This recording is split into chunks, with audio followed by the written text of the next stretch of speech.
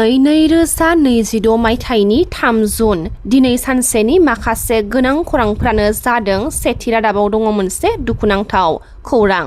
MLA अखिल गगৈ बिथांनि बिमा 96 बोसोर बैसोनि प्रियदा गगৈ बिथाङा गोबाव सम लोमजानानै दिनै फुङाव गुवाहाटीआव रुंसारि जाबाय होनना खौरां मोननाय जादों। नखरनि सुलुंनिफ्राय मिथिनो मोननाय बायदिब्ला प्रियदा गगैआ गोबाव समनिफ्रायनो बैसोजों सोमोन्दो थानाय बेरामनि थाखाय फाहामथाय लाबोगासिनो दङमोन आरो फुंनि 6 रिंगासोआव जोबथा हां बोयो। आसामनि गासैबो राजखान्थि दैदेनगिरि, मददगिरि आरो सुबुं अनसायगिरिफोरा बिथांनि थैनायाव दुखु फोरमायथिदों। नुनायाव गोसो गुदुं अखिल गगৈ बिथाङा गावनि जोबथा समाव बिमानि सेराव दङमोन। हादोरसा सोरखारनि बेरेखा आरो रायजो राजाफोरनि जेंनाफोरनि सायाव गोख्रों खामानि मावनायनि थाखाय मिथिजानाय गागि एमएलएआ बे जेननायखौ मोनसे गोथौ गावारि दुखुनांथाव होनना फोरमायथिदों। मख'नो गोनांदि बिमा गैयैनि दुखुखौ जेबो सोदोबजोंनो सुफुंनो हाया होननानै डक्टर हिमन्त बिश्व शर्मा बिथाङा अखिल गगৈ बिथांनि बिमानि रुंसारियाव दुखु मोननाय फोरमायथिदों। आबाद फोथाराव मन्त्रि अतुल बरा बिथांखौ नुनो मोननाय जादों। आबाद मावनायाव मुखुब मन्त्रि अतुल बरा बिथाङा गलाघाटनि आबाद फोथाराव पावार टिलारजों हाल एवनाय नुथाया समाजारि बिजोङाव गोबां गोसारदों।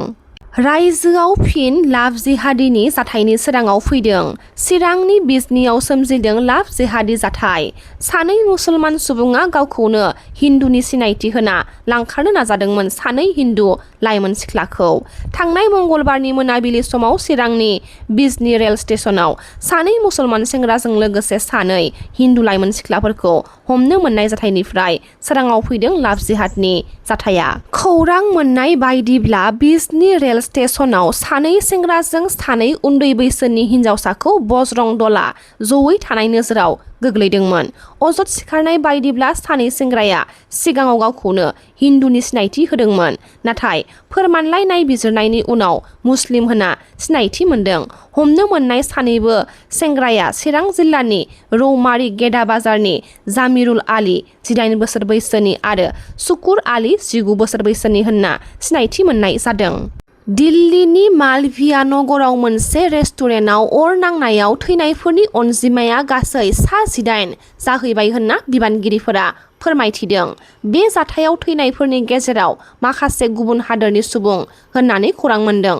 अर नांनाय लोगो लोगोनो जर'खा सिबिथाय हानजाया जायगायाव सहैदों आरो न'नि सिङाव गिदिंना थानाय सुबुंफोरखौ दिहुननो थाखाय रैखाथि हाबाफारि मावदों। बिबानगिरिफोरा थैनायफोरखौ सिनायथिनो आरो अर नांनायनि गुबै जाहोनखौ मिथिनो हाबा मावगासिनो दङ। 24 घन्टानि गेजेराव बशिष्ट पुलिस बिफाननि गेदेर जाफुंसारनाय। गुवाहाटी नोगोरमानिफ्राय गोमानाय 4 फरायसुलिखौ रैखा खालामनो हादों।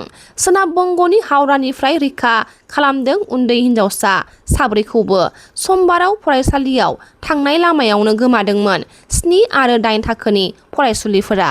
खौरां बिजोंनि सिगाङाव NEनि IPWOखौ नेवसिनायनि थाखाय BTCनि लेङाइ गाहाय मावफुं सोद्रोमा रिहन दैमारिखौ साबायखर बावदों IPWOआ। तामुलपुराव BJPनि खौरांगिरि मेल जथुमा खुंफुंदों। इउनिफर्म सिभिल क'ड आसाम 2026 बिलखौ लानानै खौरांगिरि मेल जथुमाखौ खुंनाय जादों। आसामाव UCC बिल पास जानायनि उनाव रायजोनि सुबुंफोरा मा खालामनांगौ रोखायै फोरमायथिदों आसाम प्रदेश BJP मिडिया पेनेलिस्ट आलिस बराली बिथांनि मेलनि गेजेरजों। सिगांनि समाव आसामाव कंग्रेस सोरखार थानायनि थाखायनो UCC बिलखौ लाबोनाय जायाखैमोन, जायनि थाखाय मुसलमान हारिनि गोबां सुबुंफोरा 3नि बांसिन हिन्जाव हाबा लादोंमोन। जायफोरा नंखाय खोथा बुंनानै हाबा खालामगोन UCC बिलनि जोहै दायनिगिरि महरै 7 बोसोर जेल जानांगोन होनना खौरांगिरि मेलनि गेजेरजों फोरमायथिदों। महापुरुष माधबदेव बिथांनि 538 जोनोमथि सान फालिदों। भेरगाव जिल्ला आफादनि बारग' आफादगिरि रुंसारि माधब राभानि मुङाव दिक आरो बानी मुंनि बिजाबमा बेखेवदों भेरगावआव। भेरगाव जिल्ला शंकर संघनि आफादगिरि माधव चन्द्र बरुवानि आफाद सामलायनाय मेलखौ बेखेवनानै होदों बाप सन्त हाजरिका बिथाङा। भेरगाव जिल्ला शंकर संघनि बारग' आफादगिरि रुंसारि माधव राभानि गोसोखांथियाव सेबखांना दिहुननाय जिउ जारिमिन बिजाबमा दिक आरो बानी मुंनि बिजाबखौ बेखेवनानै होदों शंकर संघनि गुबै आफादनि सोद्रोमा रामचन्द्र डेका बिथाङा।